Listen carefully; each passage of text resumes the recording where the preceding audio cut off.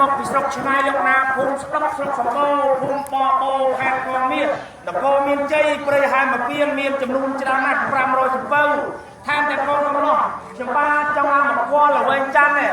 លោកវិបាខាងស្រីតើលោកវិបាខាងស្រីនឹងអាចឲ្យខ្ញុំបាទបើកលបងកន្លងទៅវិញសំណួរចំនួនថែមទាំងកូនកំណោះចូលទៅក្នុងនៃអាខាងឡានទេទៀតបាទសូមជូនបន្តមកក្តីសុខមកឲ្យបញ្ជូនទៅបាទអរគុណលោកណាចិត្តល្អមែនបើចឹងជ័យអនដល់បងកន្លងទៅសំណួរចំនួនតែកូនកំណោះចូលទៅក្នុងនៃអាខាងវិបាខាងស្រីពុទ្ធកម្មសុខសុខដីជ័យមង្គលប្រកបមែនអងបាទដើម្បីជីបន្ត